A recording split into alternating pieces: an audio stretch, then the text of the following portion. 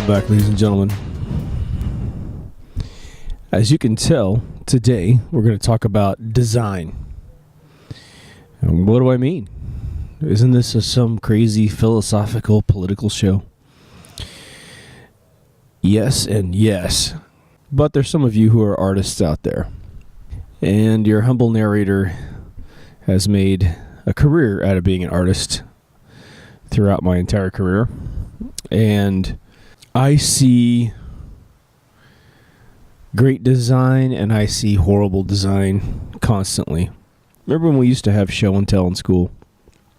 Not the kind you played after. We're not going to play that game.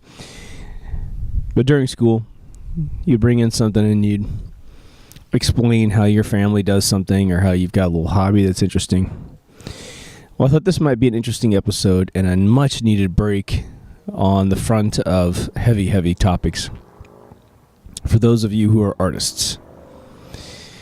And I thought I would go through a couple different designs or a couple different design sectors and sort of help you understand how I make decisions when I design things. And then while I'm talking, I'm going to overlay on this video color images of what I'm talking about.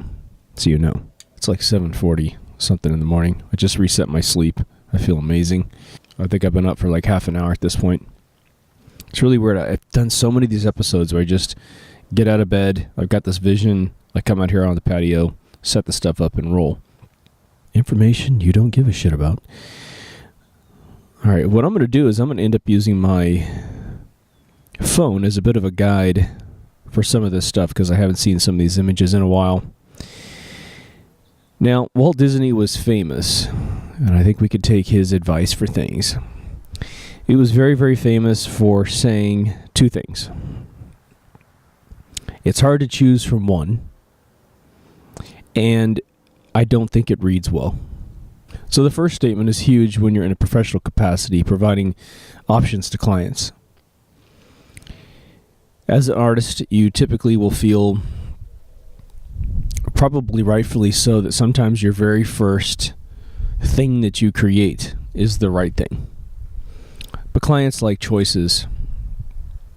And clients like to know that their hard-earned money has turned into labor for other people because they labored to make their money, and there's some weird attrition in a human being that wants to know you've worked as hard as they have. And actually, the better you are at something, it can really frustrate some people. I mean, this is from like left brain stuff to right brain stuff. So the first thing is essentially prepare to always create a lot of options if you're going to work for someone else, even as a independent client or consultant. Even as an independent consultant, you're going to want to provide choices. I will warn you that in my lifetime, some of the worst designs that I've done as second options were the ones that the client picked. And man, is that frustrating. Because then you have to fulfill the design in the crappy realm. Now, there are some people out there who have built up careers and they simply say, you get what I give you. And there's maybe like a 5% margin of change, but you get what I give you. And if you don't like what I give you, go hire somebody else to give you something different. If you get amazingly good, you can cop that attitude. So I thought one of the coolest areas we could start in is logo design. Designing a logo for a company. You see it done all the time because you'll follow trucks for private little businesses, someone who pours cement or, someone who is a plumber down the street, someone who knows how to install car stereos, sage your house or something, right? And they will have designed their own logo, and you can tell. The reason why you can tell is because it totally sucks. And you can't read it. It's overcomplicated. A lot of times people will try to get real kitschy with their logos. They want to use part of the word as almost a design pun inside the logo, and that virtually never works. But when it does work, it's beautiful. So when I was a kid, in my late teens, I don't know why, but I've always been into logos. I love them. But I've made every single mistake you can possibly make with a logo, in that the second question that Walt Disney would always ask is, does it read? Now, there's two types of logos in the world. There are logos that are little buttons that go next to a word.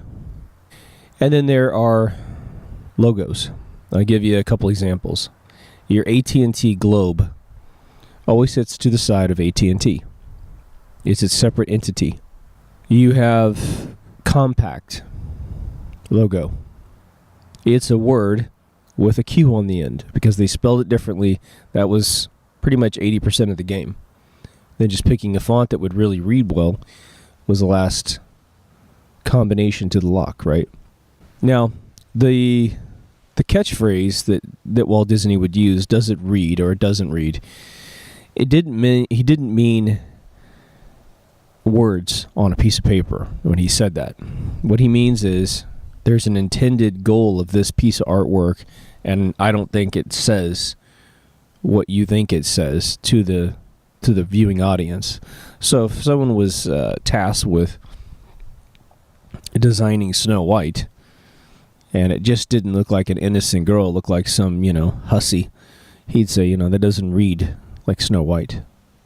That reads like some brothel worker. God bless their hearts. So when you do logos, there's usually a word you're trying to communicate if you're not doing a button logo. Now, button logos, I typically don't do because they're just arbitrary shapes that attach to a word, although I've had to recreate some, and I've seen enormous amounts of money spent on really, really crappy logos. I worked for a company back in the day, in the late 80s, the software company that made the TurboTax product to talk about, and they paid a guy back in 1989 $125,000 to essentially use a spray paint can tool and a pixelated drawing app and then take a square out of it. We've got a warm front coming in, so it's a bit windy here. So before we get into the actual design, let me just say a footnote to folks that are actually coming up with a company name. If you're in charge of coming up with a company name and doing the logo, names can't be stressed enough. Names have to be something very simple, something that someone could understand over a telephone in a very loud room. Can't be any funky spelling. Or if you do, you're going to have to correct the spelling every single time you say it to someone else. Compact was actually pretty lucky. They put a Q on the end instead of like a CK or CKED. So they just put a Q. COMPAQ. Logo was beautiful. It's done by one of my most revered logo designers. His name is Paul Rand, and he did just crazy. I think he did the AT&T logo, but he did IBM, I believe. He did Compact. He did the next operating system with Steve Jobs. This guy's just crazy. And this dude would charge about $125,000. It's funny. I think it's about that much money. And you just get what you get, and that's it. But he always says, I get it right. Don't worry about it. So just to finish up the thing about the names, the tax company I keep talking about, Intuit now owns TurboTax. But the very first software company that invented that tax product in America was called SoftView. Okay, try saying that on the phone when you're in tech support. SoftView. What? Soft and the word view, nobody ever got it right. And there was never any logo for it, really, until they paid this guy to create this piece of shit, right? I tried a couple, but I was in Fantasyland. I'll see if I can't find some of the old SoftView logos, but they almost look like surfboards and UFO stuff. But it was through trial and error and picking out. I would always like to draw my own fonts because I had to draw a lot of fonts for that particular product. And I was always a calligraphy person as a kid. But what I didn't understand until probably my late teens was that when you're doing a logo, the eyeball has to recognize shapes to the letters of the logo. And so a lot of times, if you're not using a normal font, you might end up using a font that's very ornate, right? Very wispy. When you do that, when you create a font or use a font that has a lot of extra geometry which is not associated with letters, the mind immediately struggles to reconcile, what the hell am I looking at here? So the mind has shapes, and these shapes go back a really long time. right? All the, other than Arabic, which is very odd because ancient Arabic actually dictates a lot of the letters that we have in the English alphabet, which is obviously used in most modern languages around the world, minus Asian cultures, and again, Arabic. But for instance, the lowercase a was a falcon resting his little feet. You know, the W and the M and the N, they're waves, you know. The O is a noose from a rope, that sort of thing.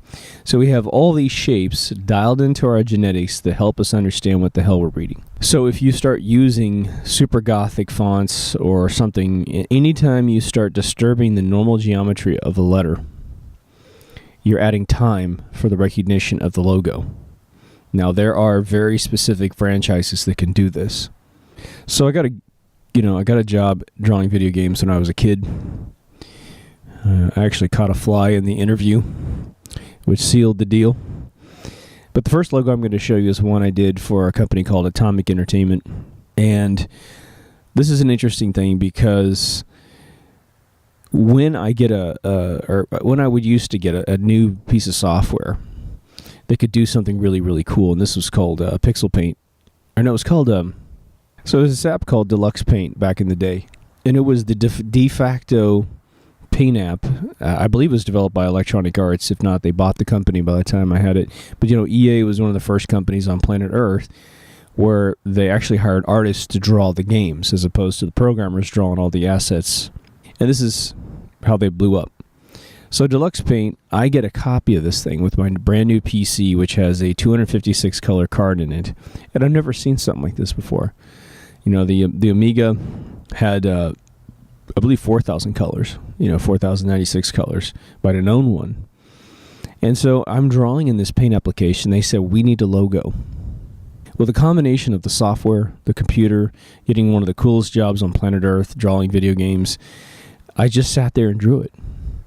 And it was one of these lucky situations where it just came out perfectly. And I used what's called an animated palette to even make it more interesting, which, if you're looking at this now, but it's a pretty basic logo. But you'll understand that there are, I use sort of an atomic era letter A.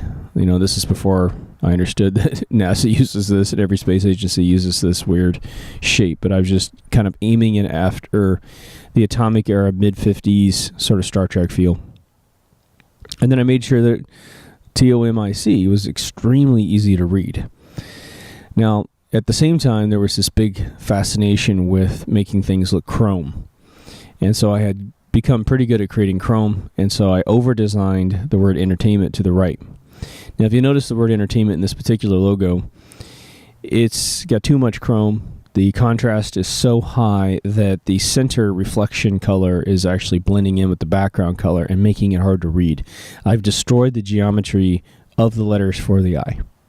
Now, the company decided they couldn't go with Atomic Entertainment because Japanese people were still offended by anything that was atomic and atomic bomb oriented, which is interesting. Now, I'm going to show you a doozy of a logo for a friend of mine. His company's name was GDI. And I can't remember what the hell they did for a living, but they asked me to design a logo. And I just went through some shape refinements until I found something. And again, I was pretty good at this black and white chrome thing. And so he wanted something that would be like a patch on a t-shirt, something on a hat. And I essentially over-designed something that you had to really look closely to see what the hell you were looking at. And so I wanted to show you a doozy that I did. This is probably me around 18 years old designing this particular one. But I want to show you that I made mistakes before I got it right. Now, another inspirational moment was for a logo that I did for a buddy of mine. And this is me getting drunk on the effects of the actual program.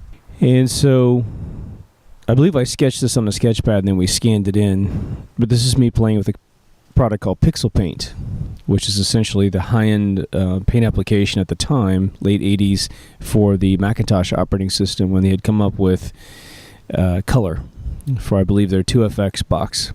And my boss had one of these machines in his office, and so he said, look, I need a logo for my company, Triton Software. And so I designed this dragon for him because he wanted a dragon on top of this thing. And it just turned out that everything came together. And this particular dragon, I actually created a front and a back, which I'll show here. And I actually ended up selling a copy of it to Symantec, the people who own Norton Utilities. They had a project called Athena, and so I drew sort of a by-hand crude human being of Athena. This is a really long time ago. I'll try to pan this on the screen. And we made t-shirts out of it, and then I did a second dragon because the product actually released. Everyone loved the dragon t-shirts, and so I did a whole second pass such that the dragon had become older. But now that particular dragon had to be drawn in 4 colors, black and white being 2 of the colors because they wanted it on a t-shirt.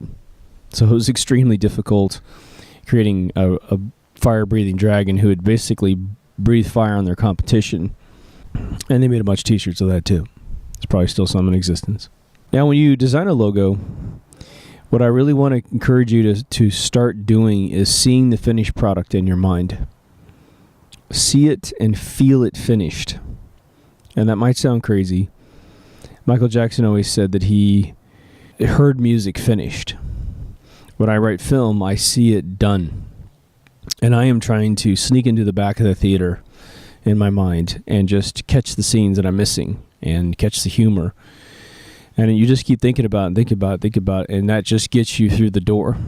I just woke up this morning and immediately a scene that I've been trying to figure out how to make funny. I'm writing this comedy now, and I wrote 45 pages of it 4 or 5 years ago, and I reread it to a friend of mine. He just died laughing, and I was like, he goes, man, you got to finish this. And I was like, shit, it's super duper funny. And I was in this mood when I was writing it. It was like everything I touched was flawless, and now I got to get back in this mood and finish all the hard parts, the second, third, fourth act. But I'm seeing it finished. Now, with logos, for me, I do not like anything that is thinly based, fonts that are super thin. Now, if I'm doing a sort of a regal, institution, which, doesn't come my way that often, I would definitely dab into the more intellectual mindset. But let me talk to you about logos here for a second. But there's something very important about logos, and it goes like this. There's a velocity at which the customer, for this particular product you're designing for, is going to come at the logo. And it's physical. So let's say someone is looking at a Compaq logo at Fry's Electronics and trying to figure out what kind of computer to buy. I don't think Compaq makes computers anymore, but they are moving quickly through a store. Looking. There's a big, beautiful Apple. There's, I don't know what other computers are out there, but a lot of them have brand recognition. HP, Hewlett-Packard. They want you to see their brand very quickly. So they're going to make it big. They're going to make it bold, such that from a really far away distance, you start seeing that geometry from as far away as possible. Again, if you use very thin fonts and very thin designs, you're going to have to be right on top of the logo just to discern it into your brain. So why would what company would qualify for a more thin, regal font? Well, I would say a web page of a fairly intellectual brand. The Wall Street Journal, some investment group. You're an intellectual, prepared to read because you've had to read a lot to get to your academic level of life. And so now I've got a slow viewer physically examining the site, physically examining the brand and deciding, this is what I want. I don't have this particular logo on me, but it's really funny. I had a World of Warcraft account. I still have it, and I used to play WoW a lot with my guild. Probably about 3 or 4 years ago, somebody just chatted in I think it was just guild chat that they, could anybody help them design a logo? And this guy is in charge of our guild, and he was creating a landscaping company. And I forgot what the company's called, but I'll put the logo up there, so I'm sure I still have a copy of it. And it was one of my favorite logos I ever did because it kind of mixed in the organic nature of landscaping. And I did look at a few other logos online to try to get this, the inspiration for this whole thing. But it just came out soft, cool, natural, but modern. and something I think that could be read from quite a ways. I believe it's the gentleman's name was his company. Now I'm going to show you a few esoteric things, web designs, and movie poster stuff that I've done. Now, in the late 90s, probably about 98, I got approached by a guy who was just trying to come up with this product that would educate kids. And his brand was called Knowledge Context. I don't even know if it's still there. Sort of a horrible name because the word context is not exactly easy to say, and it gets confused with contacts, that kind of thing, or contracts.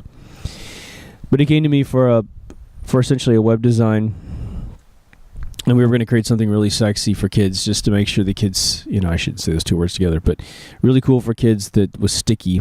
And at the time, we didn't have a lot of consumer electronics that were handheld. But we had like the Super Nintendo, the Nintendo Game Boy Advance, I think was the big platform that was cooking at the time. And so what I wanted to do was create something that looked like a game interface to engage kids right away. So they just saw something that felt gamey, and this guy's going to put all of his knowledge through it, whatever that was. I don't think it ever came to fruition, but the design I'm going to show you here is sort of this is again late 90s, so bear with me as we build up to these interfaces. But the reason why I chose this particular design was that it looked like a game. Put a little bit of circuitry off to the side to kind of make it look nerdy to a kid that would be involved with this, because that was sort of the only people that were going to get involved with this product. And there you go. So I got involved with a film through some clients of mine that were actually in the film. And the film was called Who is Michael Blanco?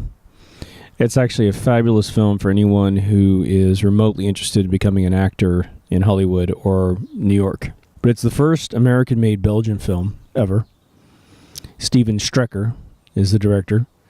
And I got involved with trying to help promote it in the United States, because these guys had limited amount of funds and they had to go back home to go to their day jobs. And so I was just sitting in this apartment with them, and we're talking about a whole strategy of getting this out there, because I think it needed to be a video, again, every acting school showed their kids, to get them galvanized and understand that at any one point in time in Los Angeles, 1 million people are looking for acting jobs, just acting jobs. And it's mainly because everything's an open audition. Everyone can come in. So I'm sitting there, and they gave me a CD full of some photography, Michael Goldberg, the main actor, and I cranked out a couple of posters really quick for them in high res on my computer. And we essentially needed to get people to, who is Michael Blanco was really sort of the operating pun of the film, and that he didn't know who he was either.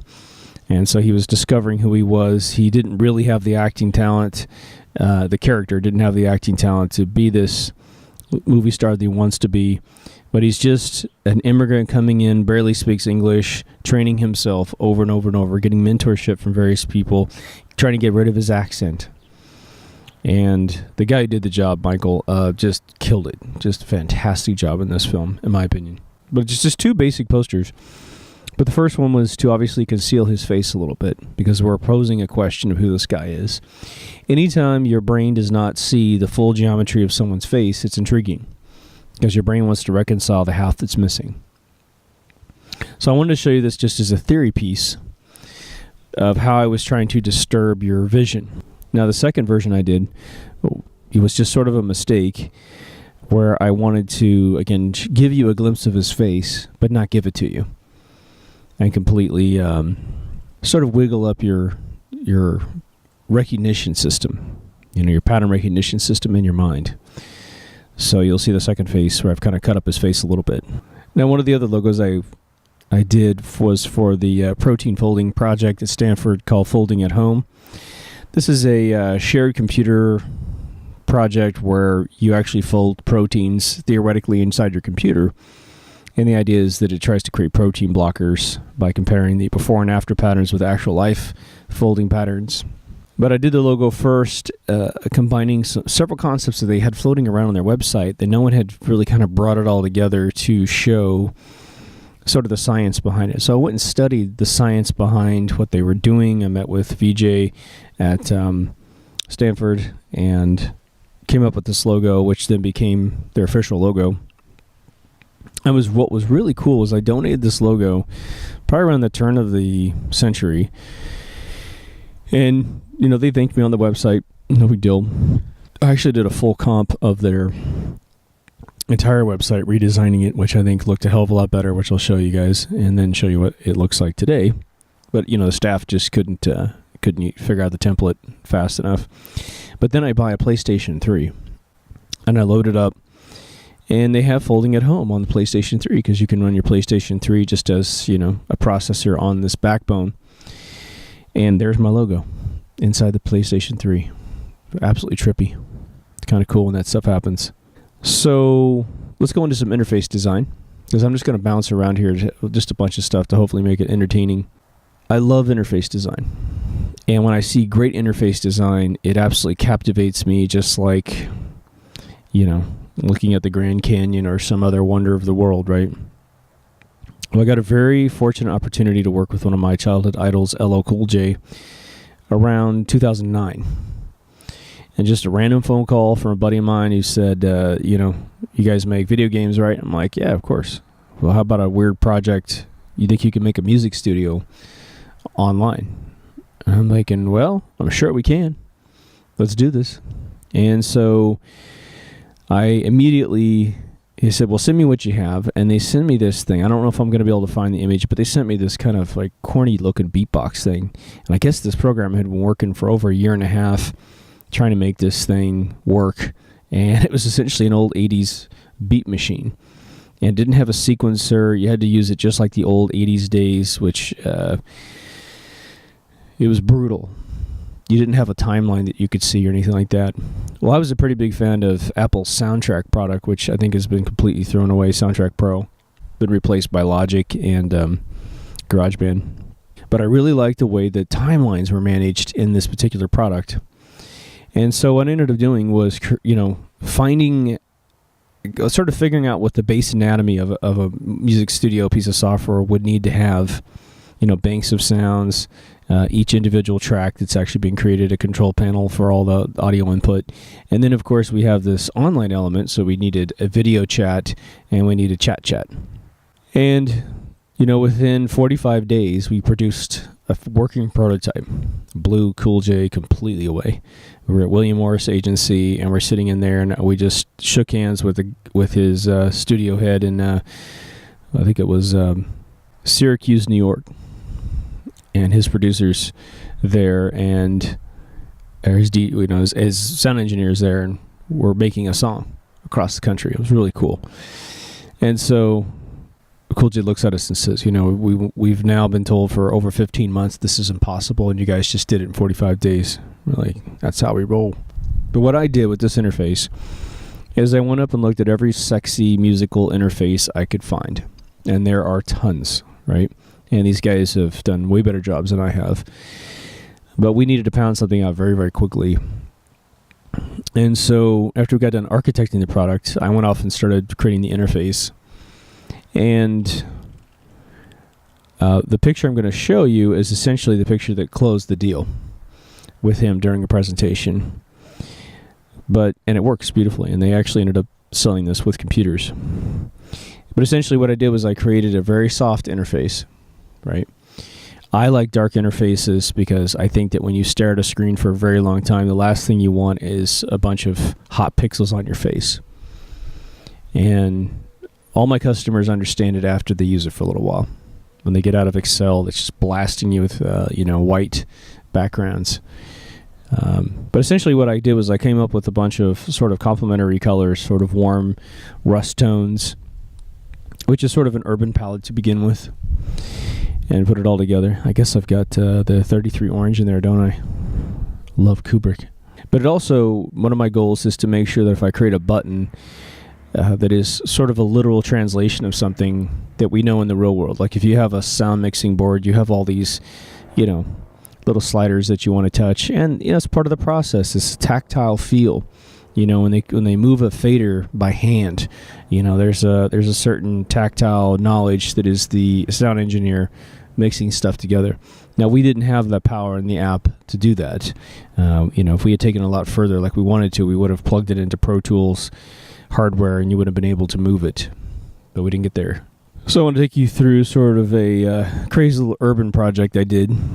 And this is something I just do to keep me on my toes and to instill sort of an unknown fear about finishing a particular project. I mentioned dozens of episodes back that I have a neighbor that has this skate ramp. And the skate ramp looked like crap. I'll just narrate this in pictures as I talk. And I just kept driving by it all the time. But this kid and a couple of the kids in my neighborhood, we're in extreme sports headquarters. HB is where they hold extreme sports off the beach. They film it all down here.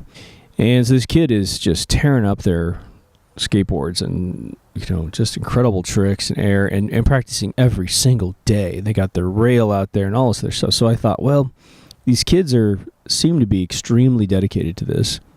And this ramp just looks horrible. And so I thought, well, I'm tired of looking at this thing personally. And I had just come off my company, decided to shut that down, take a bit of a break. And so I walked out and I just told them, I was just smoking cigars out front and I'm watching them. And I said, you know what, I'm going to create you a design. We're going to paint this ramp. And just right when I said it, I was like, am I really going to do this? Because it's going to take a long time. And so this kid, his family is half Mexican, half Irish. And so I came together with sort of a theme of using an Aztec calendar, but I did it like a skateboarder. So I'll show you the sketches and stuff. But essentially I did a ton of research illustrations for this thing. And because he had logos that he wanted to remain, it was NARS, one of the things. A NAR kill is a really good trick on a board, right? At least that's what they say around here. And so I had to come up with all these different logos. His little crew name is Rage. So I had to come up with a Rage logo and all kinds of different treatments. I'll just show you. And just for the skateboard, I probably sketched, 6 or 7 pages of logos, all kinds of different levels of graffiti. Searched online for every single modern graffiti look that's out there. Try to come up with my own look and also maintain major readability, which I shouldn't have cared about that much. But he also wanted a Black Sabbath logo and a Beastie Boys logo on the side, and I decided to create a NAR kill was the phrase that someone had spray painted on the side that had almost completely faded away. So I took kill and I put it in a bomb that looks like a cartoon, right? But then I wanted to get the kid involved too. So I got him involved with this thing and got him over here, and he helped me paint it. I had to take the ramp, I had to clean it all off with a hose, bring it inside my house, and I projected the sketch I did onto the ramp so I wouldn't have to trace it all out manually, and then just started painting. And I just used really high quality house paints on this thing. And to this day, it's right across the street. They have beat the living crap out of this thing. They have skated on it so much now that we have to replace the board and probably come up with a new theme on this thing. But the reason why I show you this one is, one, there's a thought process to it, and coming up with a theme that is the Aztec calendar and then moving it over to a skating realm. Just getting a little clever with it sometimes is really, really fun. So try to, mix 2 genres together and see what you come up with from time to time. But the other one is, when I gave this ramp to him, it's probably a couple $100 in paint and my time, right? It took me about 2 weeks to paint the whole thing. I took it outside when it was time. The paint's still drying on the Beastie Boys logo. We actually bumped it and blurred it. But we're marching this thing outside. First time he's ever seen it completely finished. He wasn't allowed to see it for the last week that I was painting it. And I just looked at him and I said, look, I'm giving this to you. And I guess I was probably about 44. And I said, just promise me you'll do this for somebody else who's 9 years old. And he goes, deal. So in his life, for the rest of his life, someone gave him something great for nothing. And that's one of the things I wanted to instill in this kid, So if you have that opportunity, definitely do it. By the way, I got a picture of him catching some major air on this thing. So I'm going to show you just a few slides real quick from a project I did with Robert Llewellyn called Woman Wizard. And again, it was a script that he had written to be presented at a podium about a fake research project that was all about simulating your wife inside computer software so that you wouldn't ruin your marriage. So you could test everything out on the software, and the software was designed to emulate your wife. So it's an odd thing to see. You had to see Robert in person do this. You could buy the video on DVD, which had a couple different performances edited together. But the best way to see it was with him in person. The reason why I want to show you this one is essentially that there was a style guide on this particular project, and I want to really push into you guys style guides during design. Now, most of you gone to school for this. You already know this. If you're just coming in, just sort of a professional amateur or professional that's self-taught, you have something called the style guide, which is essentially the barriers of what typefaces you're going to use, probably no more than 3 or 4 typefaces, meaning fonts. You have a certain color scheme you're going to adhere to, and there's just a certain level of geometry and funness or not, seriousness, that is your particular project, right? And probably one of the most entertaining things to do is come up with your style guide. And this is where you need that Walt Disney first phrase, which is, it's hard to pick from one. Now, the thing I want to talk about, loop back on about that one option, because when you're by yourself, it just depends on how much time you have on a particular project as to whether or not you've got the time to really give it a bunch of iterations. As most of you know, there's never enough time. But the other one that I've also known is that I'm drawing something digitally. And it used to be back in the day the software crashed or the operating system crashed. And there's definitely been some times when I've lost my work. So I'm just going to show you a couple slides from this particular thing because it really illustrates the goofiness that I had to go through with this thing. And you know, the operating system is in, I think this was around 2002 is when we did this particular project. You know, I was kind of going with a faux Mac operating system, and so I'll just show you a couple of pictures there. Now, the last thing I want to show you was that we had finished up the show, and it was the joke was that the woman wizard, you had to input data for days and days and days because women are so complex, and the joke was that man wizard had one dialogue, and it was essentially that you were either a bloke or an arty bloke, and the rest of it was all predetermined. But he, at the very, very end, he wants to go through a bunch of coming soon products that are just, you know, fake. And one was called Child Wizard. And I just want to show you the color schemes that I chose for these things just really quickly. So Child Wizard, definitely a very playful kind of light blue. Lawyer Wizard, I did a leather brown because it's more of a law firm thing. Parent Wizard, didn't really matter. Teen Wizard, totally phosphorus hot pink.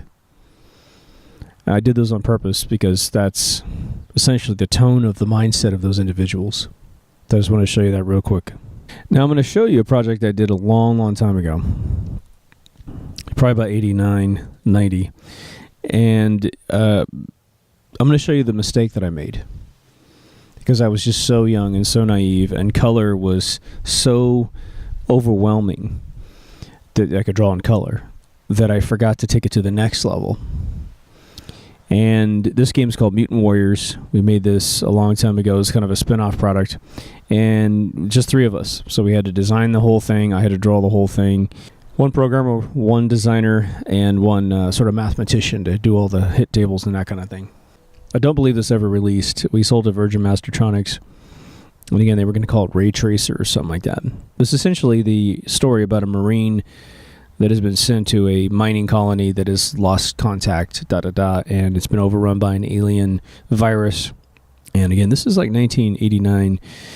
There's been a lot of similar titles, but I think we were all thinking the same thing. But I had to draw the environments. And so what I didn't do, and I'm just going to pan through them here while I'm talking, what I didn't do was dirty up the world. And I'd seen Star Wars. I'd seen how things can be really dirty. And so I made a world that was too clean. I made floors that didn't look like floors. We had a very forced aspect ratio due to the engine, so the walls have to be the way they are. But when we handed off the game to Virgin Mastertronics, the producer came back and said, well, can you make things look a little dirtier? By this time, I've been working on this thing for like almost a year solid. Self-funded. We're eating, Stouffer's dinners and I think Twisty bread from Caesar's before it turned into a GMO plant. And so, I was like, you're talking about drawing on every single tile I created for all the worlds. And so I pissed and moaned. And that's probably why it didn't get released the way it was. Now, they probably could have hired an artist at Virgin Mastertronics to just wipe it for about a week. That's all it would have taken me, most likely. But we didn't have layers. We didn't have a bunch of fancy, compositing software that we have today. So thank your lucky stars. You essentially put a pixel down, and that pixel became permanent. You could undo the last thing you did, and that's about it. Or save a million versions of your illustration so you could go back. So we went with a version that was a little more smooth, a little gamier, because we just didn't want it to look too formidable. Now I'm going to show you a mistake that I made in a logo that just got too fancy and too hard to read. So you can see that I've done this too. A buddy of mine used to have a bulletin board back in the day. Bulletin boards were this thing before the internet. You would get your modem, get a phone number for some computer in the United States of America. You could call into this computer, and it just ran a chat room and sessions where people could play games called MUDs, M-U-D-D, which is sort of like an adventure game through text. And his server was called a Mystic Cafe. And so he just told me about this, and he goes, could you create me a piece of flyer art so I can put it all over my various clubs and post it in various places, physically in the real world. And so I ended up creating this poster. And this is a scan of the printout, because I no longer have the actual original piece of artwork. So a lot of the textures in the background didn't actually exist. This is me just drawing by hand a wizard, and this drawing by hand all of the letters in the logo.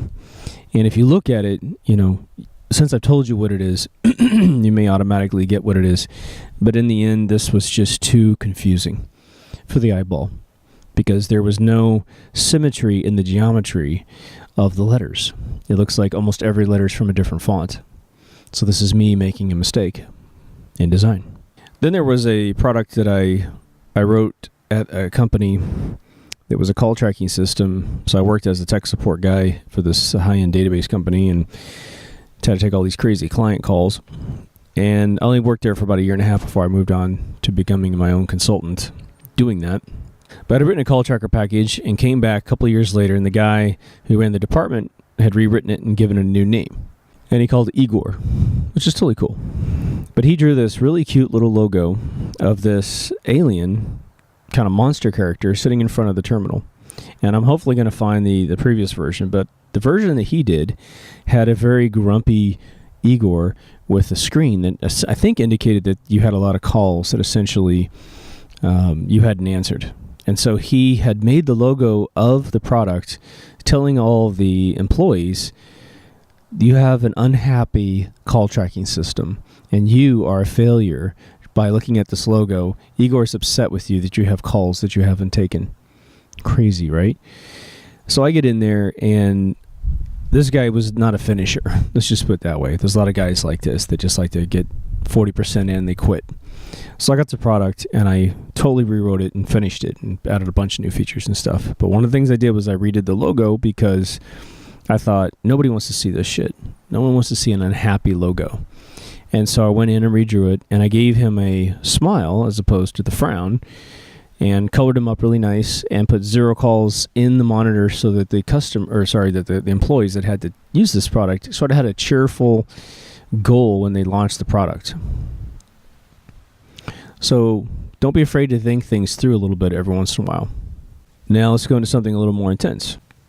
I worked on a film project for about 5 years. And it was the product I had mentioned in previous episodes. I think got lifted. It became Johnny Depp's Transcendence. But our film was completely original in every sense of every single scene. And so when those scenes get lifted and you see them in other films and you get 4 or 5 scenes lifted into one movie, you can sense that someone read your script and definitely liked those parts, right? But there was a point in the conversation about essentially there's a good faction Essentially, there's a faction that is a gang, and there's a faction that is sort of normal society in this near future world. So probably about 30 to 60 years up in the future here. And there was just a debate about how this gang faction should look, because they're not going to look dirty. They're going to look clean. They're going to look cool, but they're also going to be edgy and sexy. And so I kept seeing this vision of this girl, one of the main characters named Elon, and she's a kind of a badass bitch who walks into a hospital, and she's part of this crew that's going to steal this body. And I just got to a point I had to draw her, because I got tired of having these conversations with my writing mentor and Sid Mead. We brought on the project to actually draw all the world art. And so I put together the sketch, and so I'm just going to show it to you. But essentially, this world was really inundated with LEDs. And so you could put them in your skin, you could put them in your hair. Your clothing were made out of LED clothing that could paint any logo on there. And so I went with a sort of super sexy, sort of trendy looking club girl who just strapped a gun and had some armor on her, you know. So when you get to a point you're involved in a project and you just feel it, that's why you want to practice art all the time, no matter if you consider yourself an artist or not, because you will have the opportunity to sketch something and really communicate your idea. So the other one is doodling. I think doodling is extremely important to essentially, again, if you watch my episode on creativity, I flat out tell you that the universe will invest in you if you invest in the universe. And how would you communicate to the universe that you're willing to fulfill a gift from them? Right? You want to write the best movie, you want to write the best book, you want to draw the best drawing, whatever the hell you're trying to do with your life. If you do not demonstrate that you are in the pocket to do it, it won't invest in you. But like some of our listeners that are in so many creative projects, and they constantly push themselves, probably to a degree of fear of how it's going to turn out, the universe is there to back them. And so doodling tells the universe that your brain is in a creative mode. It also stimulates the neural growth in your right hemisphere of your mind. And it just pioneers that avenue between you and the universe. You know, there's a pipeline that goes back into your consciousness, into your third eye, and finds information. And if you've never done it, this will sound crazy. And if you've done it, you're going to say, well, of course, dude. So we want to get you to that, of course, dude, attitude, right? I was going to blaze through a few doodles just to show you the kind of range of sketching that I'll do on a daily basis. One of my buddies, who I did that Triton logo for, he was writing a book, and he did computer books, and I can't remember what this particular book was, but he commissioned a bunch of cartoons from me, and essentially they were cartoons that would head up chapters about certain things. And so I did a series of cartoons, and at the time, the Far Side guy, was extremely popular, and so I sort of modeled my characters after his characters, and some of them were really odd. But the other one I want to encourage you to do is go off in different styles, right?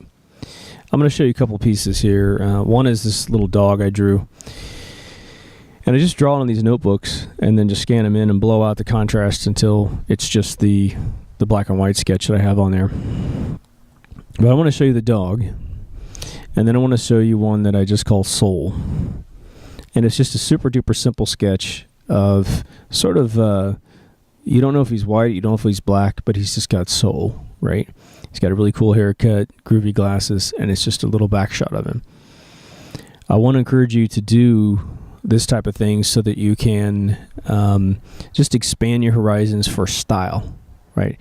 Live in different genres of style. Because if you pigeonhole yourself in one style, I've got friends that just draw one way. And the problem is that clients do not all, adhere to one way. So the more dynamic you are in your sketching, and doodles are a perfect free way to do this, you can get yourself in a really good space. I also find that cartoons, they're kind of hard to draw. to make funny. Like, I always wanted to draw funny cartoons when I was a kid, but I didn't have the intellect to make anything funny. And so from time to time, I will succeed in making some funny little cartoons here and there. But the big thing is the style of drawing around the cartoon is really where when an idea, a funny idea, comes together and matches with your art. It's a great feeling, and it becomes this little relic for the rest of your life. I've had people pick out a piece of art I drew a really long time ago and just laugh their heads off to it, pass it around to their friends, and my mind's blown. I'm like, oh my God, that's still funny? Apparently so. The other exercises I'd like to suggest you do is, like, do exercises that are, like, I've got one that's the eyeball exercise. And I just got a piece of paper and I just started drawing eyeball shapes. Merging them together, drawing them separately, making them look sad, making them look happy, making them look, I don't know, and just drawing a face around the eyeballs. It's a great exercise and just what could possibly be. The other one is sort of an intellectual exercise where I drew a head where I was just essentially designing it like a robot. And so it was all the different pieces that if I made an android that I think you would have to have. And so the fun thing is it's all catchy and, you know, it's just all BS, but it just gets your mind thinking in a different capacity completely. And it's one thing I want to suggest you do as well. Yeah, the other one is a little more esoteric, but it has to do with mixed mediums. And, you know, you can draw with your pen, your pencil. You can get out various paints from gouache to acrylics to oil. You can get inside of a computer digitally. You can do special effects and After Effects, all kinds of cool stuff to be an artist, be a 3D artist, 2D artist. But anything that can make a color transfer, right, could be a medium. And one thing I learned when I was a kid in the Midwest was firecrackers. When you did smoke bombs, especially Black Cat smoke bombs, and you would hold them up to the ground, what happens was we would light them and then we'd throw them. And as they rolled, I noticed that when the fire hit the ground, for various colors, it would make a little dot. And if it just sat there on the curb, it'd paint the curb purple or red or whatever. And so I started realizing, man, if I held this in my hand, it doesn't explode, right? Every once in a while they're made crappy and they do rupture on you. But I could draw pictures with these things. And so I started drawing sort of this, it was a thing I always saw airbrush people do at carnivals. They create these beach scenes. And so I draw these beach scenes wherever I was doing my fireworks. And eventually a couple people said, and they'd last like a year or two on the ground, and they'd say, come and do that at my house. We want one in front of our house. And so I do these little things, about 3 foot by 2 foot, little drawing, and just be there for months and months and months afterwards, depending on the rain that season, right? But even rain would just kind of bleach it a little bit. And so finally I got an idea, and I wish I had a picture of this particular one. At some point, somewhere in my house, I probably have the picture. But I did a gigantic, like probably 20 foot by 10 foot dollar bill on the ground. And I just designed it so it was like the Statue of Liberty in the middle, and I had a bunch of symbolism all over the thing. Right? I didn't know I wasn't awake at all. This is in the late 90s. But I drew that. I actually suffered heat stroke, which was the funny part. I mean, I literally had a headache for 3 or 4 hours that night. I just could not move. It's probably the only time I've ever had anything that felt like a migraine, because I just sat there and didn't hydrate and didn't protect my head and boiled the water in my brain. So a couple of years later, I came back and I planned it. And I came back and I bought a whole case of these Black Cat smoke bombs. I had all the little kids, all my relatives, help me separate them in colors. And I drew a composite drawing of the Statue of Liberty with the American flag around it. And I found an old racquetball court thing, which nobody ever used at the park. And I painted it with the Statue of Liberty on it. And I used these smoke bombs to do it. And so no one had ever seen anyone paint with smoke bombs ever. And so I went in and I used this medium that no one had ever used before. And it really turned out cool. Got in the newspaper and stuff. So then I came back either the next year or a couple of years. No, actually, it's quite a few years later, because I think it was 2001, just before 9/11. I did the Statue of Liberty. And then this other one, I think, was 2008. And what's funny is like some park commissioner was trying to find who vandalized it. They're going to make them pay for the paint. And the whole town is driving by as I'm painting this thing, honking their horn and stuff. Yeah, it was pretty funny. So I did another one just sort of saluting our soldiers who are overseas. But I want to mention that because I want you to realize that however you do it, be an artist. You know, if it's stacking rocks, man, do it. It'll expand your mind no matter what. Now, I'm just going to take you through a real quick project I did back in the day. The product was called Earth and Beyond. It was a MMO that Westwood Studios in Vegas created. It did not end up ultimately succeeding, and primarily because EA was sort of imploding at the time and laying off a lot of folks and cutting budgets like crazy. The product needed a lot more time. It actually ended up popularizing a product called EVE Online, and EVE ended up doing what Earth and Beyond was trying to do. I don't know if any of the staff moved over, but they should have. But I ended up working for this product, and they hired me on as a sort of a producer of their online community because I was running this other giant department before we had a bunch of changes. And soon enough, you know, I'm trying to understand the story of this thing because I just got out of a tumultuous, 8 years of doing the normal video games and contributing a bunch of ideas to all the people trying to get evaluated, like I said before. And the story just was massive. The lore was horrendous. I think at page 4 of a really huge document, they must have had 40 characters in this story. And my brain was like, how can anyone track all this stuff? This is like J.R. Tolkien on crack, you know? And they had a bunch of cool alien races, like where you would arrive at a particular planet and you'd be messing around. And they had these interesting creatures flying around. And so I started asking around. I said, well, what's the background of this creature? Because it's a very, very interesting creature. And I would get sort of like, well, we don't know yet. We don't know. And I said, okay, but some artist did this thing to look the way it looks, right? And so one of the races was essentially look like almost protein patterns or like DNA circles that had sort of a lifelike character to them, almost a bacterial character to them, but the size of aircraft carriers. And they're sort of this organic celestial being. But they were also mechanical in design.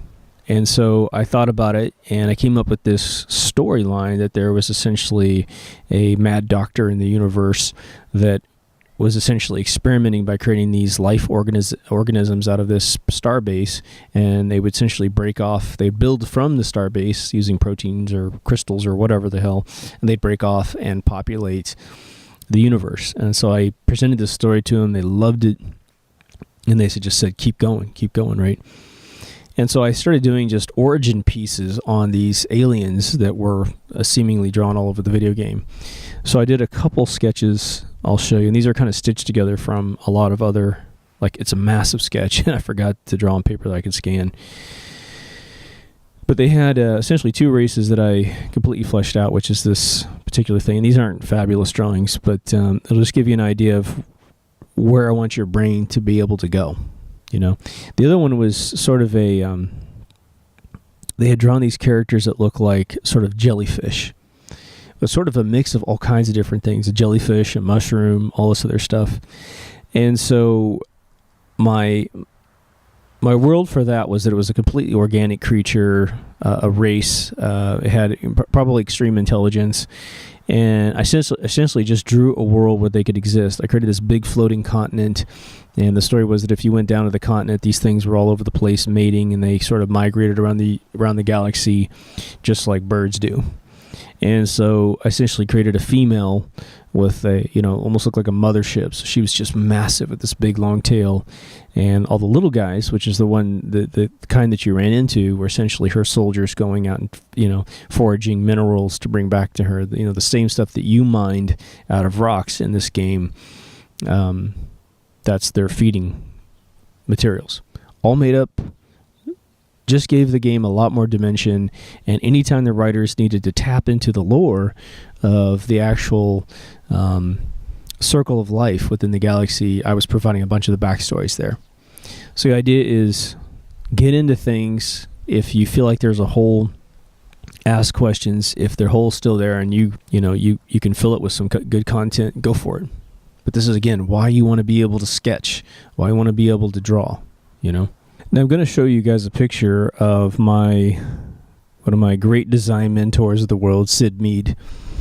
I'm going to show you a picture of his desk because I think it's very important. This gentleman designed movies like the first Star Trek, Voyager. He designed Blade Runner. He's designed half of Tron 1, a good part of Aliens, the sequel, Short Circuit, the robot, which became Wall-E, and just, an absolute ton of stuff. The guy's one of the most amazing artists on planet Earth. He is a living Da Vinci, if you will. And that his brain mechanically understands light and understands all three dimensions. And I'll just flip through a few of his drawings here while I'm talking. Now, this is going to be the picture of his desk. And here it is. What you are staring at is a door that has been put up on two hardly impressive wood boxes that become the two end tables, and it looks almost identical to this right now. The only thing he's done is replace the black lights with some new LED lights that a guy gave him. That's it. And he warns against something called the tech trap, where you believe that you need a bunch of technology in order to succeed in life. And if you acquire this technology, then somehow you magically become talented. And it absolutely does not work that way, of course. Now, I'm going to tell you a little trick, or a little secret, I should say, about being considered for creative projects and being evaluated as an artist in general. For those of you who want to be directors in Hollywood, there is at least an old guard that will want you to have a good eye for framing a shot. And this is where you get out your cameras. Probably not the camera in your phone, although you could probably pull that off as well. But I want to show you just a couple pieces of my photography, and I know this sounds like shit, like people want to, I'm a photographer. I'm just going to show you a couple of my photographs so that you can understand that there's a different way to take pictures of things in a way that your eye is a lot more entertained than just taking like the medium shot of everything. One of the reasons why when people, I think, when they come home from a vacation, they look at all their photographs, especially all the posed photographs where it's like, hey, stand in front of that and smile, stand in front of this and smile, look at the camera, look at the camera. The reason why you get home and you sort of feel like the photographs are a letdown is, and that they didn't capture where you were, is that you didn't allow, in many cases, I don't mean to point at fingers, but a lot of people don't allow people to be normal in photographs. They never take any candid photographs, which means nobody knows the camera's going to snap, and it just snaps, and it captures people's faces, people's actions. Now, I live about 8 miles from Disneyland, and so at times I've had season passes every single year. Now they've tripled in price. They're now over $1,000 to go any day of the year. And so I backed out of that when I hit that level. And I just go a couple times, maybe a year. But I took a series of photographs of Disneyland, and I'll just share those with you right now. One of them is that they've now installed these kind of faux security boxes where if they want to, they can put a cop up in a box, which is absolutely hilarious because the person can't get down and do anything. They can only call on a microphone. But there's a lot of different locations at Disneyland with a lot of different styles. One's like a retro ice cream shop. It's a picture of that ceiling. And one is of Tomorrowland, which has a big, beautiful rocket. Now, I was trying to figure out a way to frame this rocket, and I think I finally found it such that I conceal its magnitude and I show where it could possibly go. And it's a nice, circa 1950s kind of nuclear era or atomic era vehicle. I have a hot dog shop I took a picture of in California Park. What I wanted to do is say, everyone's seen a hot dog shop, but the architecture and craftsmanship on this thing is beautiful. And so I grabbed a shot of some of the lines that really speak to the era. Now, another gallery I'm just going to share real quick is a gallery of my hometown, which I always talk about. And when I look at my hometown, I see just one of the most majestic sort of downtown Disney looking towns, which is, my town, and Walt Disney's town, which is less than 100 miles from my hometown when he was a kid living in Kansas City, Missouri, or actually deep inside Missouri. He modeled it after our type of town. And so last time I went back was for my reunion. I think it was my 25th reunion for high school. And I went early. I went 3 or 4 days early because I just wanted to chill out. And in going there, I landed, I got my rent-a-car, and I had to drive 100 miles home. And it was late on a Friday. It was about evening, but I ended up running into one of the biggest storms I'd ever driven in my lifetime, and that's saying a lot. And I believe I was in a light tornado because the highway was just, 1 second the highway's going, the crosswinds are going left or right, and I went to this eye of the storm, and it was quiet, and then I hit the other side, and it was starting going right to left. It's just terrifying. This thing could, throw me off the highway at any moment, and I'm passing all these crazy big rigs and stuff. But enough about my drive. I got to my hometown. The reason why I mentioned the storm is that this storm had essentially moved off of my hometown, but it had definitely beaten it up. So I had these beautiful clouds, and I went and ate some food real quick before the restaurants closed. And then I just started roaming around my hometown really late at night. I think it was like a Tuesday. And the funny thing is I grew up there. And so I had these funny feelings of, damn, if I was a little kid running around my hometown at 2 o'clock in the morning, the cops would pull me over and take me home. We ended up going out and taking photographs of the town, and this is what I came up with that particular evening and then the next couple days. We have a safari museum out in front of the old train station, and they have built these 2 giraffes out of steel. And if you just take a picture at the giraffes, kind of a medium shot, like a tourist shot, nothing to it. It's sort of boring.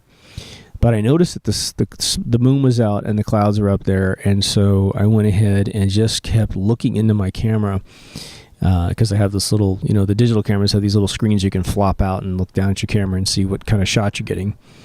But I managed to get this really cool shot of these giraffes with the moon in the sky just by continually trying to move the eyeball of perspective on this thing. And it ended up, I think, being printed in a local bank. Someone came to me for permission to print it and put it in a local bank, which is like the Bank of Commerce or something. I don't know if that ever happened. I would like to get a picture of that hanging on the wall.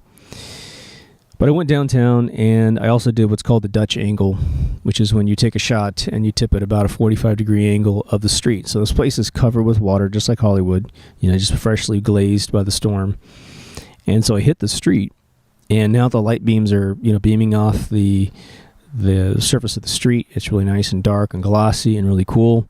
And got a pretty cool shot doing that. Now the rest was to take pictures of buildings and put them in the perspective that I think that their design gets brilliant. And one of these is of the Tioga Hotel, and so I just did a corner shot of this thing. Fortunately, there's a nice security camera on the side because they're monitoring their $200,000 investment in the Google Maps logo on the ground. But I noticed when I started zooming up to the structures on top, there's all this crazy gargoyle religious stuff at the top of the building. And so when I hit that shot, I was like, look, this is sort of medieval looking stuff. So when I finally processed in photograph, I threw it in black and white to kind of capture the mood. And back at the train station, they got a caboose sitting out there. It has been painted bright red. It's all retired on these side tracks. So again, taking a picture of a caboose is going to be pretty boring. Pushing the angle on it makes it a lot more interesting. So I got this massive perspective of the craftsmanship, in my opinion, of this particular vehicle. Grabbed a quick shot of the train station, blew it into sepia tone. And then I started taking pictures of some of the brick buildings they have in town. Very unique buildings. This particular picture is of the Octave Chanute Museum. A couple of the other buildings here in town. This is the Masonic Lodge. This is a back alleyway. I took this shot of the back alleyway, just laid the camera down almost on the ground and took the shot. When my friends from my hometown saw this shot, something happened I never imagined happening. This thing got shared all over my hometown's Facebook pages, and the reason why was that a bunch of people worked downtown, and this was their entranceway into all the establishments. So all these kids who work downtown, I never got to work downtown, they're like, oh my God, I remember that alleyway. Remember I used to park right there, and used to park right there, and we used to have lunch here, we used to smoke there, all this other stuff. So very, very cool. Another one was a wall that had been sprayed with some insulation foam, and a dumpster had actually torn the wall. And I just thought it looked really, really cool. And I took a photograph of it and then took it home and blew it out in Photoshop, making the foam look really, really snowy. And this insulation just popped like lava out of the side of it. Now, the other thing you might want to do, and this is something I do to build up skills from back in the day, is I created what's called a 5-minute sketchbook. And it's just a test to see how fast you can assess something and then draw it. And I recommend you do this. You can keep it to yourself. Just get a spiral-bound sketchbook and just start timing yourself. It doesn't have to be exactly 5 minutes. I mean, you can go a little bit over, a little bit under. But I guarantee you, the more that you can lock down to 5 minutes, you'll love it. So I would get and pick favorite photographs, people that I was interested in, as well as some that I had no interest in. Folks I don't follow sports, but I drew Pete Rose once. Charles Schwab was in a Newsweek, so I just drew it. Nelson Mandela, which is really funny. I drew him, and now he's the Mandela effect. So I just would pick things and move really quickly. And what's interesting is your muscle memory for doing it becomes extremely powerful and extremely quick. Back in high school, I used to paint notebook covers. And I don't, unfortunately, have photographs of the ones that I painted for other people. But people would try to break me. They'd say, "Oh, I heard you paint, notebook covers." I'm like, "Yeah, sure." And I could do it super, super fast. And guys would say, "I want you to do a Lamborghini." They bring me a Countach picture of a Lamborghini, which is tons of geometry. And so I didn't get panicky. I was just like, well, this is just what I do. And I just draw it really fast and paint it in with acrylic paints, as a matter of fact, and some really shiny markers.